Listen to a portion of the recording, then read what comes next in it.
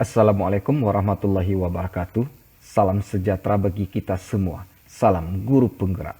Bapak Ibu calon guru penggerak hebat di seluruh Indonesia. Berjumpa kembali bersama saya Gurianto SPDSD, calon guru penggerak angkatan ke-7 dari UPT SD Negeri 07 Sukamaju, Kecamatan Tanjung Tiram, Kabupaten Batubara, Provinsi Sumatera Utara, dengan fasilitator Ibu Sinta Damaria Simanjuntak dan pengajar praktik Ibu Hot Mauli Lumban Raja. Pada kesempatan kali ini, saya akan menyajikan tugas modul 3.1.A.6, demonstrasi kontekstual tentang pengambilan keputusan berbasis nilai-nilai kebajikan sebagai pemimpin melalui praktik wawancara dengan pemimpin atau kepala sekolah di lingkungan tempat saya bekerja. Bagaimana praktik wawancara terhadap kepala sekolah yang akan saya lakukan? Untuk lebih jelasnya, mari kita lihat slide berikut ini.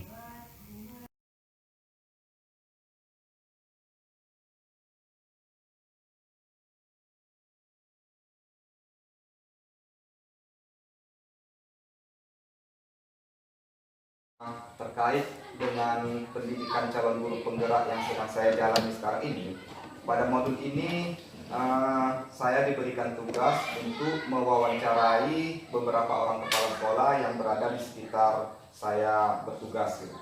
Jadi karena Bapak adalah pimpinan di sekolah tempat saya bertugas ini, maka Bapak saya pilih menjadi salah satu kepala sekolah yang akan saya wawancarai pada hari ini.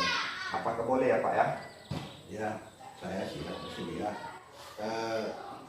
Kemudian saya perkenalkan juga bahwasanya sekolah kita ini adalah sekolah negeri nomor 07 Sukamaju, Kecamatan Tanjung Tiram, Kabupaten Batubara. Yang kepala sekolahnya saya sendiri, Arfan SPD. Terima kasih Pak sudah memperkenalkan dirinya. Nah sekarang kita akan mulai wawancara ini ya Pak ya. Ya boleh. Nah, di sini dalam wawancara ini nanti ada beberapa pertanyaan yang akan saya sampaikan ke Bapak terkait tentang dilema etika ataupun pendidikan moral. Mungkin selama hari ini Bapak pernah alami dilema tersebut. Bapak, untuk yang pertama di sini saya ingin bertanya kepada Bapak, selama hari ini bagaimana Bapak dapat mengidentifikasi kasus-kasus bujukan moral ataupun dilema etika yang pernah terjadi saat Bapak menjabat sebagai kepala sekolah di sini? Identifikasi masalah-masalah itu sehingga nanti bisa nanti dibuat poin-poinnya mana yang menjadi masalah, sehingga nanti bisa diselesaikan dengan berbagai macam cara sesuai dengan aturan-aturan yang berlaku di sekolah, aturan-aturan yang berlaku di pemerintahan, juga aturan-aturan yang berlaku di masyarakat. Ini pertanyaan kedua ya Pak ya. Jadi mungkin kira-kira selama hari ini bagaimana Bapak menjalankan keputusan di sekolah yang Bapak pimpin ini, terutama untuk kasus-kasus di mana ada dua kepentingan yang sama-sama benar atau sama-sama mengandung nilai-nilai kebajikan tersebut. Jadi kalau ada hal-hal kasus yang berkaitan dengan kepentingan-kepentingan ataupun dilema moral ini, di mana suatu kasus satu sisi dia melanggar peraturan, satu sisi dia juga harus kita pikirkan sebagai salah seorang anggota kita yang merupakan yang harus kita lindungi juga kepentingan pribadinya, kalau memang itu bisa kita lindungi. Tapi apabila hal-hal pribadi sifatnya, kalau hal-hal tugas kita tuduh poin aja. Kalau hal-hal tugas yang berkaitan yang dipertanyakan, kita jelaskan sesuai dengan aturan yang berlaku. Itu kalau soal tugas. Kalau berkaitan dengan umpamanya dengan pribadi, nah kita harus musyawarah karena semuanya itu ada solusi. Tidak ada satupun permasalahan tidak bisa diselesaikan. Jalan terakhirnya semua masalah itu bisa kita selesaikan dengan cara bermusyawarah, apapun itu. Kita bermusyawarah, kita melalui yang bersangkutan, kemudian pihak-pihak berkompeten bisa kita panggil lagi komite. Nah, kalau memang juga tidak bisa diatasi, ya kita juga panggil pengawas. Ya banyak jalan-jalan lain, jalan keluar untuk mengatasi agar pendidikan ini berjalan langsung baik di sekolah kita ini. Jadi demikian itu cara-cara saya. Terus ini nih Pak, pertanyaan saya yang ketiga ya Pak ya. Terus langkah-langkah atau prosedur seperti apa nih yang bisa Bapak lakukan selama hari ini? Nah, kalau langkah-langkah saya mudah saja. Kita sebagai pimpinan harus punya langkah-langkah. Pertama, di sekolah ini ada warga sekolah. Yang namanya warga sekolah ada siswa, ada guru, ada pimpinan kepala sekolah. Kemudian ada juga masyarakat, komite itu juga termasuk warga sekolah. Nah, warga sekolah ini harus bekerja dengan tupoksinya masing-masing. Apabila semua komponen yang ada di sekolah ini bekerja dengan tupoksinya masing-masing, guru bekerja dengan tupoksinya, tenaga kependidikan, pegawai dan sebagainya juga bekerja dengan tupoksinya yang ada. Makanya ketika saya menjadi kepala sekolah ini saya tekankan sekali sebagai pesuruh sekolah, apa tupoksimu? Saya buat itu di mejanya, apa yang harus dikerjakannya. Guru juga demikian, saya tekankan harus mengerjakan tupoksi dia sebagai seorang guru, mulai dari merencanakan, ya, kemudian melaksanakan, kemudian mengevaluasi kerjanya. Tupoksi yang harus dikerjakan oleh guru tersebut itu haruslah dilaksanakannya, sehingga nanti tidak ada masalah kita, hal yang tidak bisa diatasi, semuanya kita bisa atasi. Itu satu caranya. Jadi berarti kalau saya simpulkan bahwa langkah-langkah presiden Bapak ambil tadi adalah masing-masing kita di sekolah ini menjalankan tupoksi kita masing-masing gitu ya Pak ya. Terus ini Pak yang keempat, hal-hal apa saja yang selama ini mungkin Bapak anggap efektif dalam pengambilan keputusan pada kasus-kasus dilema etika tersebut? Yang paling efektif dalam melaksanakan kasus-kasus yang ada yaitu melaksanakan musyawarah. Itu pun apabila secara pribadi, secara struktural saya sebagai pimpinan, saya berhadapan langsung dengan yang bersangkutan. Kalau ada hal yang perlu jadi masalah, itu saya beri penjelasan. Jika juga tidak dia pahami, saya akan musyawarahkan seluruh sekolah untuk mengambil keputusan yang pas. Berarti hal yang Bapak anggap efektif dalam pengambilan keputusan dalam masalah dilema etika ini adalah bermusyawarah, mufakat, melibatkan warga sekolah gitu ya, dan pengawas sekolah juga. Nah, yang sekarang adalah hal-hal apa saja yang selama ini merupakan tantangan dalam pengambilan keputusan dalam kasus dilema etika tersebut, Pak, tantangannya. Nah, jadi tantangan ini biasalah kalau di sekolah ini pasti ada tantangan, baik tantangan dari intern, dari dalam, maupun tantangan dari luar.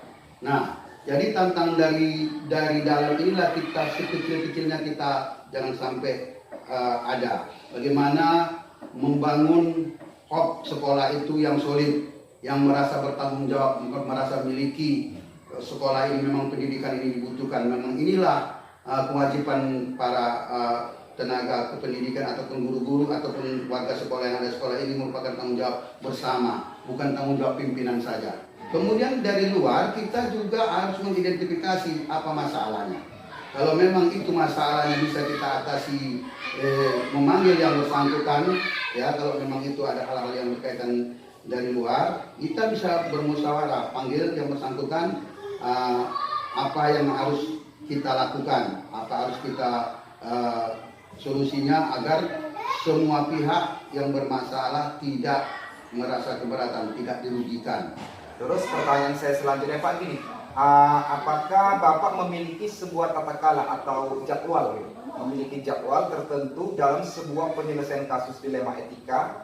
Apakah Bapak langsung menyelesaikan di tempat atau Bapak memiliki sebuah jadwal untuk menyelesaikannya? Dari bentuk dan prosedur apa yang akan Bapak jalankan? Ya, kalau memang itu kasusnya, kalau masalahnya itu memang harus diselesaikan secepat mungkin. Karena kalau ada hal-hal yang sifatnya insidentil, artinya memang sangat-sangat perlu untuk diatasi saat itu, kita sebagai pimpinan harus tanggap, harus cepat menyelesaikan masalah, jangan sempat menjadi bumerang dari sekolah tersebut. Memang itu hal tersebut memang kasusnya harus diselesaikan cepat supaya jangan melebar kemana, selesaikan cepat tanggung jawab kepala sekolah. Tapi kalau memang bisa lagi ada kekiranya permasalahan yang nggak parah sampai berat sekali ataupun parah menjadi merugikan suatu pihak, ya kita bisa nanti menunggu dalam rapat kerja.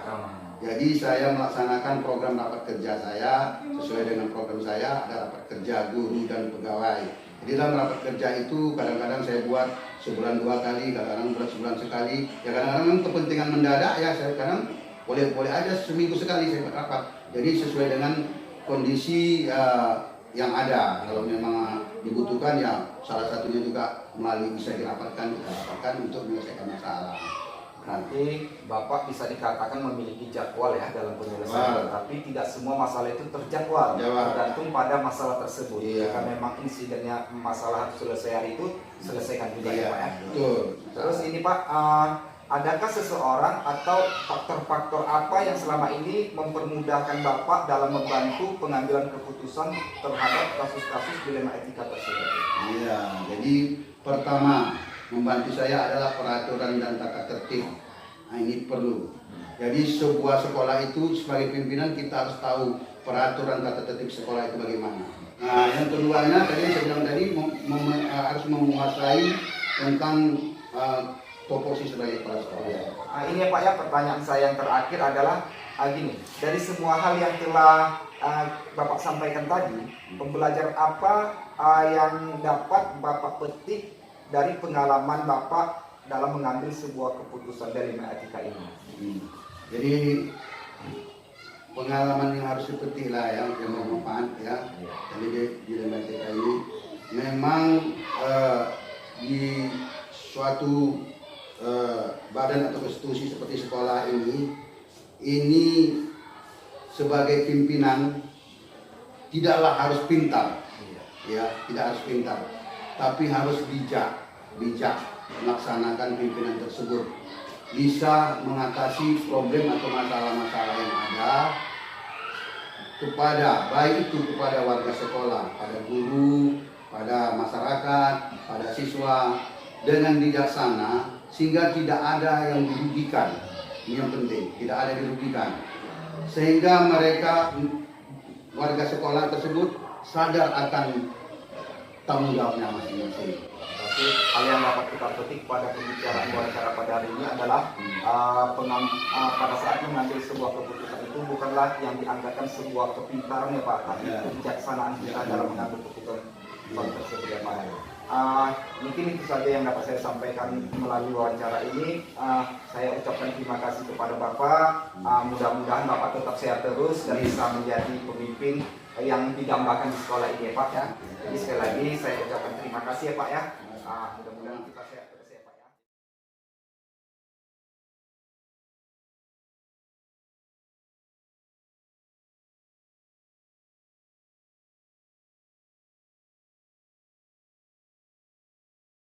Halo, selamat siang Ibu. Selamat siang. Gimana kabar Ibu? Kabar baik. Alhamdulillah ya, sehat juga.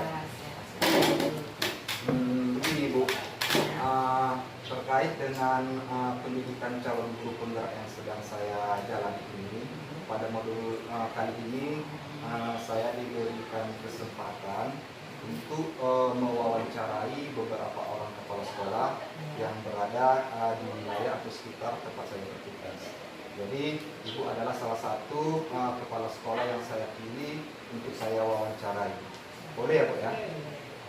Adapun materi yang akan saya wawancara pada hari ini di sini terkait dengan masalah dilema etika ataupun rujukan moral yang mungkin selama hari ini Ibu pernah mengalami semasa menjabat menjadi kepala sekolah ya. Jadi sebelumnya Bu, sebelum saya melakukan wawancara kepada Ibu, bolehkah Ibu memperkenalkan diri Ibu? Assalamualaikum warahmatullahi wabarakatuh. Nama saya Haja Juraida SPSD dari UPT 13 Sukamaju, Kecamatan Tenggara. Terima kasih Bu ya. Sudah bisa kita mulai wawancaranya Bu ya. Nah ini Bu, untuk wawancara kali ini di sini nanti saya akan memberikan 8 pertanyaan kepada Ibu tentang dilema etika ataupun rujukan moral ya Bu ya. Ini yang pertama, pertanyaan saya di sini adalah selama hari ini bagaimana Ibu dapat mengidentifikasi kasus-kasus yang merupakan dilema etika atau rujukan moral? Selama saya bertugas menjadi kepala sekolah, masalah yang Bapak yang Bapak katakan tadi, saya tidak pernah mengidentifikasi secara spesifik. Tetapi saya apabila terjadi sesuatu hal, saya akan memanggil langsung guru yang bersangkutan kalau masalah itu terjadi pada guru atau siswa yang bersangkutan. Kalau memang itu terjadi masalah etika dan moral pada siswa, jadi saya langsung bertanya, kemudian mencari solusi, kemudian mencarikan penyelesaian. Akibat apa maka terjadi hal-hal seperti itu saja yang saya lakukan. Berarti dalam mengidentifikasi kasus-kasus tersebut, Ibu lebih mencari solusinya, penyebabnya, baru penyelesaian itu dicari ya. Sekarang pertanyaan saya yang kedua ini Bu ya, selama ini bagaimana Ibu menjalankan pengambilan keputusan di sekolah Ibu ini, terutama untuk kasus-kasus di mana ada dua kepentingan yang sama-sama benar atau sama-sama mengandung nilai kebajikan. Bagaimana cara Ibu mengambil keputusan tersebut? Ya, pertama saya panggil yang bersangkutan, baik itu guru kalau masalah itu terjadi pada guru ataupun murid yang terjadi pada murid. Kemudian saya tanyakan, kenapa hal ini terjadi? Kalau seandainya dua kepentingan yang bersamaan sama-sama baik, saya bilang tentu di antara itu kan ada yang lebih kliknya mana yang tepatnya. Maka di situ saya sarankan, memang kamu benar, tapi alangkah baiknya kita kerjakan seperti ini. Itu yang saya rasa. Seperti itu ya Bu ya, menjalankan pengambilan keputusan itu tadi, walaupun sama-sama baik, tetapi kita cari yang lebih baik lagi ya, solusi supaya jangan tersinggung antara kedua belah pihak. Terus pertanyaan saya yang ketiga Ibu ya, langkah-langkah atau prosedur seperti apa yang bisa Ibu lakukan selama hari ini?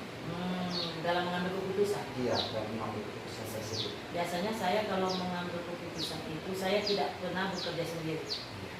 Bentuknya apapun hal yang mau kita ambil keputusan di sekolah itu harus bermusyawarah. Saya panggil ibu guru, sama-sama memecahkan masalah yang sedang kita hadapi.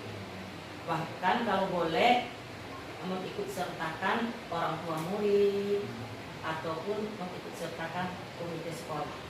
Jadi keputusan itu tidak saya ambil sendiri. Keputusan itu diambil berdasarkan mufakat musyawarah bersama. Sehingga apa yang kita ambil keputusan itu bisa diterima oleh semua pihak yang ada di sekolah. Itu. Berarti pengambilan langkah-langkah keputusan tersebut tadi Ibu berkolaborasi dan musyawarah mufakat kepada semua warga sekolah gitu ya. Terus pertanyaan yang selanjutnya nih Bu, hal-hal apa saja yang selama ini Ibu anggap efektif dalam pengambilan keputusan pada kasus-kasus dilema etika tersebut? Hal-hal yang lebih efektif dianggap seperti ini. Hal yang efektif. Pertama itu kita kan mengambil dulu, mencari dulu apa sebenarnya kejadian masalah dilema etika itu.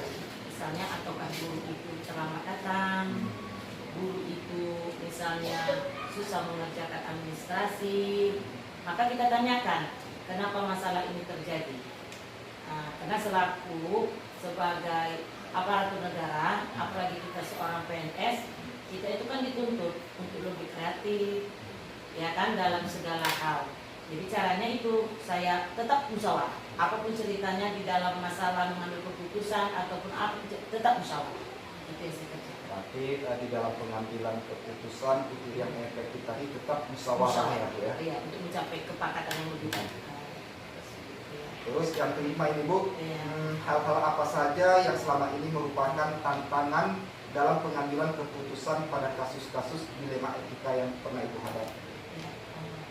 Sebenarnya kalau tantangan itu tidak ada, cuma terkadang hanya karena rasa moral, karena rasa mungkin guru tersebut lebih tua dari kita, ataupun misalnya guru tersebut lebih tua dari kita, dia lebih duluan dari kita di sekolah ini.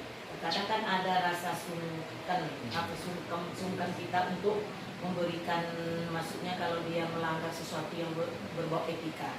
Namun apapun ceritanya, baik itu guru muda ataupun itu guru tua, karena namanya kita sebagai pimpinan, kita mencoba mereka, ayo, kenapa ini bisa terjadi? Ayo, bagaimana ini bisa berubah? Sehingga guru itu bisa merubah ke arah yang lebih baik. Jadi kalau memang pantangan itu sebenarnya nggak ada ya Bu, adab atau etika kita terhadap yang lebih tua, gitu ya. Tapi semua itu bisa juga kita selesaikan dengan kekeluargaan tadi ya, Terus ini Bu, apakah Ibu memiliki sebuah tata cara atau jadwal tertentu dalam sebuah menyelesaikan kasus dilema etika tersebut? Apakah Ibu langsung menyelesaikan di tempat atau Ibu memiliki sebuah jadwal untuk menyelesaikannya? Bentuk atau prosedur seperti apa yang Ibu jalankan untuk menyelesaikan kasus dilema etika tersebut? Selama saya menjabat menjadi kepala sekolah, saya itu tidak pernah menunggu menyelesaikan segala sesuatu hal yang terjadi di sekolah. Saya tetap tanggap, baik itu kejadian itu terhadap murid ataupun kejadian itu terhadap guru. Begitu masalah muncul, langsung saya ambil, langsung saya panggil, langsung saya musyawarahkan, langsung diselesaikan sebentar itu juga. Jadi masalah itu tidak berlarut-larut. Berarti kesimpulan itu kalau untuk penyelesaian kasus-kasus seperti itu tidak mesti harus punya jadwal gitu ya. Kalau memang terjadi hal itu, langsung selesaikan hal itu agar tidak berlarut-larut masalahnya. Cuma ada juga pada waktu kita rapat, misalnya kalau sistem saya, begitu saya rapat di tingkat 2 ataupun rapat di kecamatan, pulang tetap langsung saya rapatkan. Di dalam situ saya jelaskan dan saya masuk pula macam mana cara-cara etika seorang guru itu sebagai guru lah, yang sebaiknya itu menyampaikan hasil rapat seperti ini tadi kan kami baru rapat dari K3S. Begitu rapat kan Bapak lihat saya langsung merapatkan ke guru-guru, jadi istilahnya bola itu tidak mati di tangan saya. Terus mereka menyambut. Terus ini yang selanjutnya Bu, adakah seseorang atau faktor-faktor apa yang selama ini mempermudahkan Ibu untuk membantu dalam pengambilan keputusan dalam kasus-kasus dilema etika khususnya? Kalau orang yang spesialis tidak ada. Cuma saya bentuknya apapun bermusyawarah. Cuma saya bertanya, minta pendapat sama guru yang lebih senior di sekolah ini. Kejadian etika moral tadi di sekolah macam mana, baik etika moral terhadap guru maupun etika moral terhadap siswa. Karena kan guru ini mungkin tidak merasa dia itu salah, tapi mungkin etikanya itu udah menyalahi kan gitu. Maka saya minta pendapat sama senior.